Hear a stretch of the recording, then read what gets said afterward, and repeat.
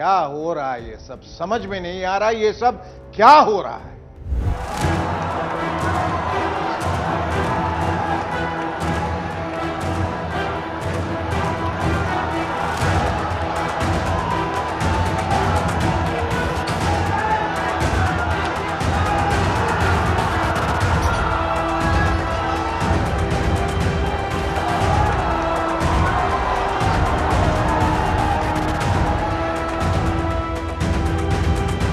গুণশ্রয়ী গুণময়ী নারায়ণী নমস্তে।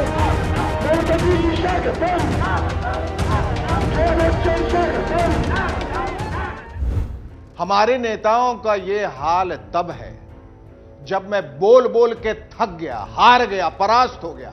हमारा चैनल बोल बोल के थक गया, हार गया। हमने कल भी दिखाया था कि प्लीज प्लीज कोरोना की गाइडलाइंस का पालन कीजिए, लेकिन चिकने घड़े की तरह हमारी सारी बातें उनके ऊपर से फिसल रही हैं। ये रोड शो, ये रैलियां। क्या हो गया शेखरू, इतने परेशान क्यों हो? परेशान क्यों? क्या आप बेवकूफों जैसी बातें कर रहे हो? क्या तुम्हें भी हमारे नेताओं की तरह कुछ दिखाई नहीं दे रहा? बंदरू, क्या तुम भी उनकी तरह अंधे हो गए? ये जो लोगों की जिंदगी से लगातार खिलवाड़ हो रहा और तुम मुझसे पूछ रहे हो तुम इतने परेशान क्यों दिख रहे?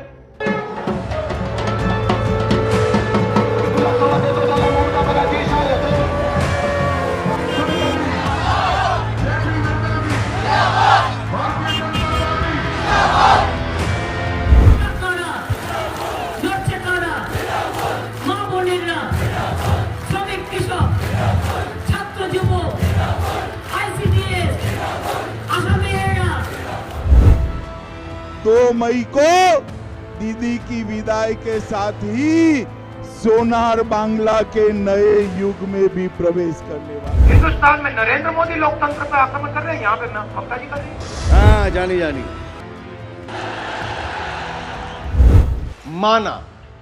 माना कि चुनाव आयोग की कोई मजबूरी रही होगी, जरूर रही होगी कि वो कोरोना की गाइडलाइंस का सख्ती से पालन नहीं करा पा रहा होगी, कोई मजबूरी। आई एडमिट, आई कंसीड। लेकिन आप लोगों की क्या मजबूरी है कि आप अपने ये रोड शो और रैलियां नहीं रोक सकते?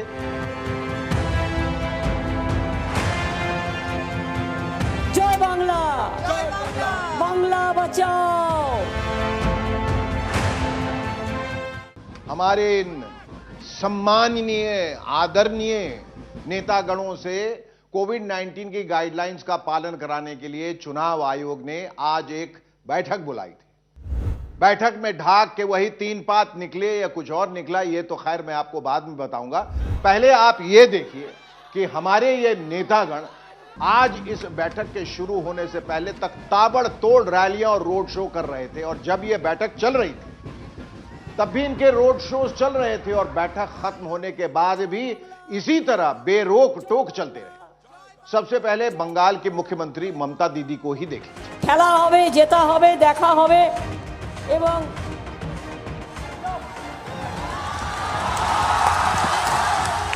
हिंदुस्तान आज खतरा में है। हिंदुस्तान को खतरा में नहीं रहना चाहिए। बंगाल बांचेगा तो हिंदुस्तान।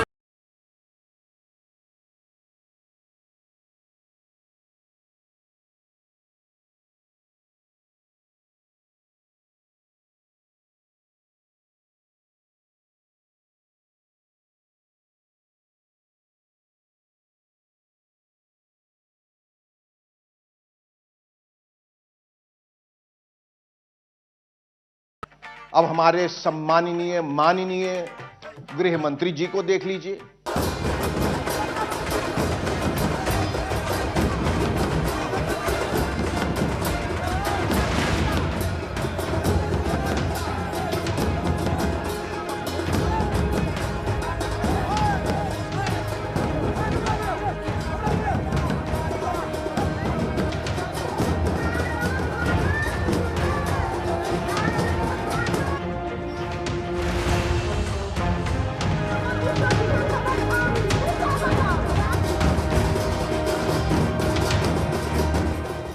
देख रहे हैं इस रोड शो को, भीड़ का तो मानो कोई अंत ही नहीं है, मानो कोरोना से होड़ कर रहे हैं। ना कोरोना का अंत दिख रहा है, ना इस भीड़ का।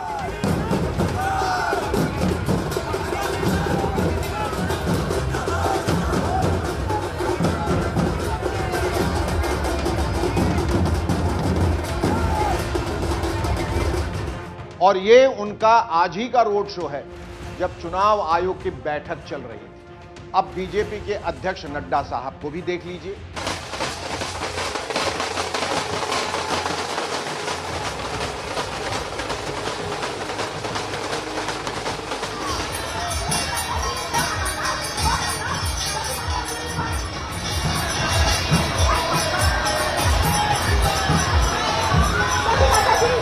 यह नववर्ष असूल परिवर्तन का आगाज करने वाला है।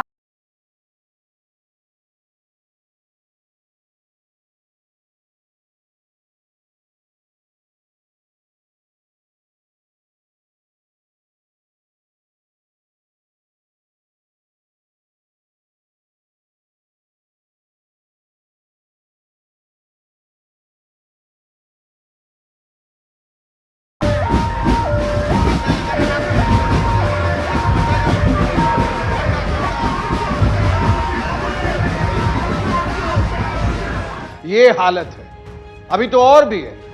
ये देखिए कोबरा यानी मिथुन दादा को।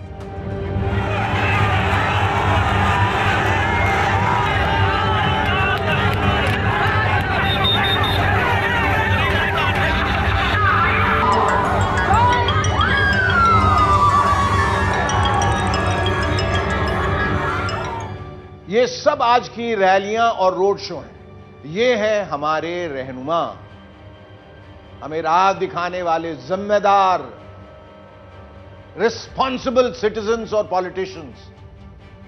और ये कर क्या रहे हैं? ये कर क्या रहे हैं? ऐसे बिहेव कर रहे हैं जैसे इन्हें पता ही ना हो कि इन रैलियों से क्या नुकसान हो रहा है। असल में बात क्या है बंदरू पता है? बात यह है कि हमारे नेताओं के लिए जनता सिर्फ एक वोट है, एक नंबर है, उससे ज्यादा कुछ नहीं। तुम तो भावुक हो गए शेखरो। ये भावुक होने की बात नहीं है क्या बंदरू? लोगों को बेड नहीं मिल पा रहे, ऑक्सीजन नहीं मिल पा रही, लाशों के ढेर लग गए हैं, शमशान में अंतिम संस्कार कराने के लिए जगह नहीं है, और हमारे नेता हैं कि बाज नहीं आ रहे हैं, जबकि वो खुद भी इस कोरोना का शिकार होकर अपनी जान गंवा रहे हैं, लेकिन सत्ता का मोह नहीं गंवा पा रहे। खुदा ना खास्ता, गॉड फॉरबिड, अगर हमारे किसी नेता को कोरोना हो गया, और हो भी रहा है बहुतों को, तो इन्हें तो 5 स्टार हॉस्पिटल मिल जाएगा, 5 स्टार ट्रीटमेंट मिल जाएगा, the best of doctors and the best of everything. लेकिन जिस जनता की जिंदगी को ये लोग खतरे में डाल रहे हैं, उसे क्या मिलेगा? उसे जीते जी अस्पताल नहीं मिल रहा, और मरने के बाद शमशान और कब्रिस्तान में 2 गज जमीन तक नसीब नहीं हो रही।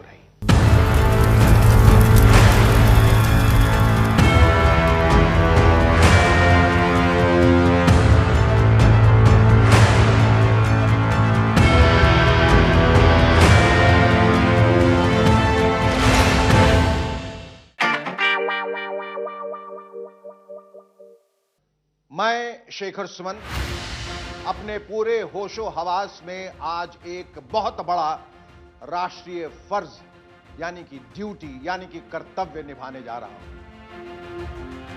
मैं आज देश के चुनाव आयोग को एक ऐसा सुझाव देने जा रहा हूं जिससे देश की राजनीति बदल जाए हमेशा के लिए, फॉरएवर। और साथ ही देश के नेताओं को, चुनाव आयोग को और सबसे बढ़कर देश की जनता को बहुत बड़ा फायदा। ध्यान से सुनिए, यह देश की कई राजनैतिक बीमारियों का रामबाणी इलाज होगा, और इससे कोरोना भी चारों खाने चित्त होगा। अच्छा क्या सुझाव है शेखू? अरे सुनोगे तो तुम भी गुलाटियां मारना शुरू कर दोगे बंदरू। तो सुनाओ ना जल्दी से, मेरा दिल गुलाटी मारने को मचल रहा है। मेरा सुझाव यह है कि जैसे कोरोना काल में कई कंपनियों ने और सरकार ने भी वर्क फ्रॉम होम शुरू किया, ठीक वैसे ही अब देश में इलेक्शन फ्रॉम होम होना चाहिए। इलेक्शन फ्रॉम होम यानी वोटिंग फ्रॉम होम, प्रचार from home, politics from home, road show from home, rally from home, home Shanti home.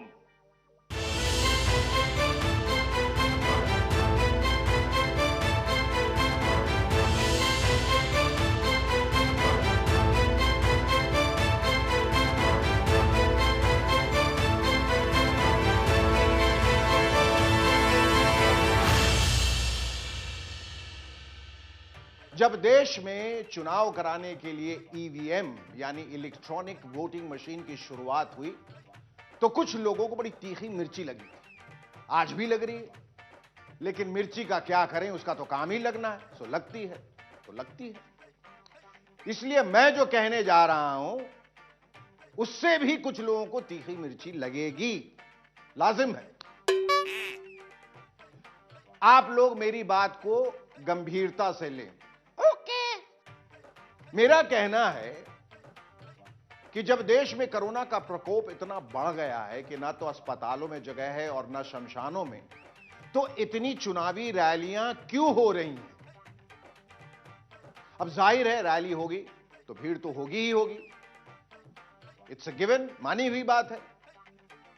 नेताओं को अपने सामने भीड़ देखने की चुल्ल मची रहती, ऐसे में कोरोना तो बढ़ेगा ही ना। आप लोग रोज ही देखते होंगे कि चुनावी रैलियों में किस तरह कोरोना गाइडलाइंस की धज्जियां उड़ रही हैं।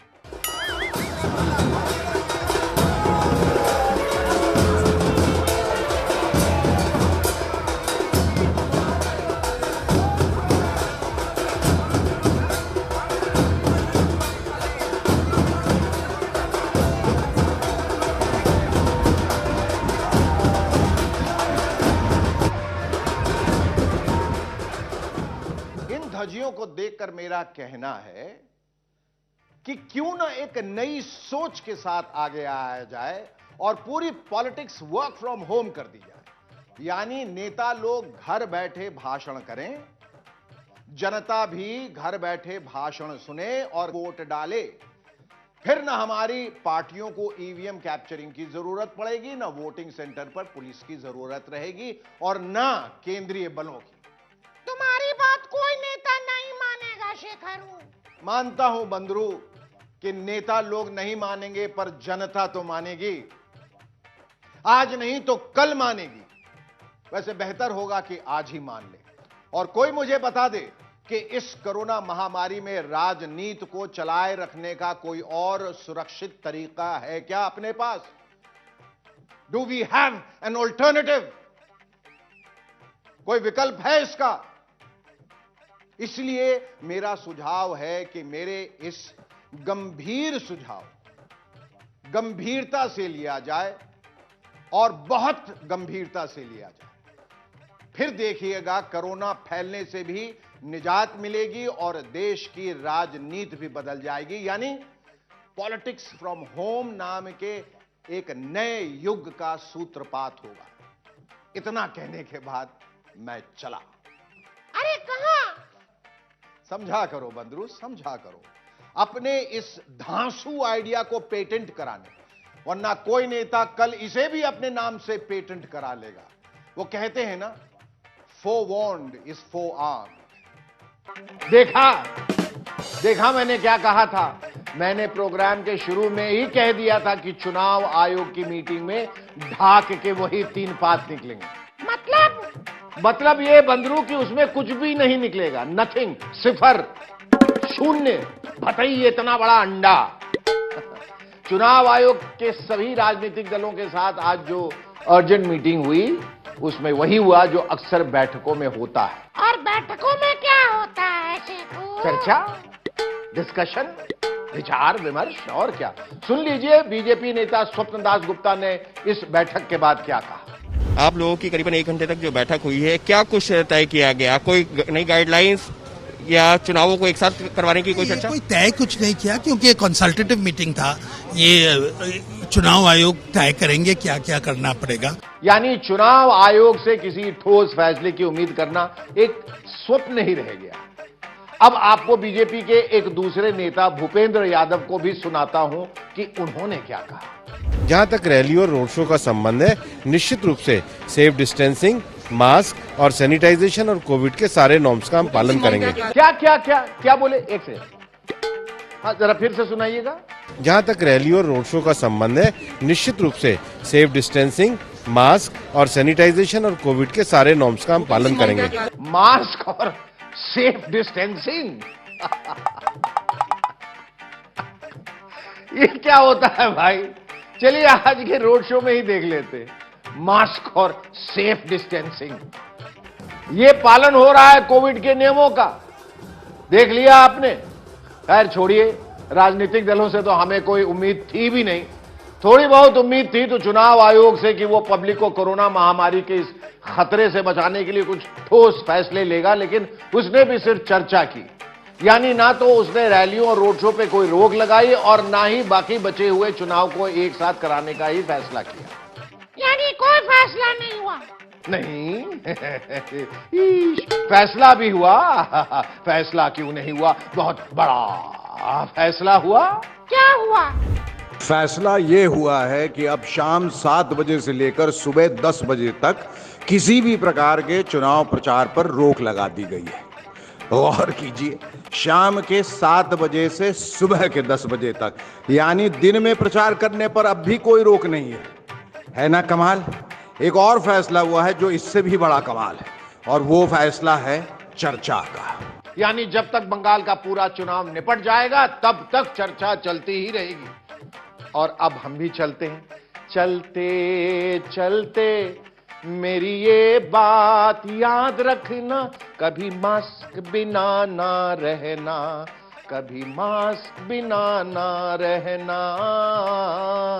आप सभी अपना और अपनों का ख्याल रखिए। कल फिर मुलाकात होगी। अलविदा, शुक्रिया, खुदा हाफिज।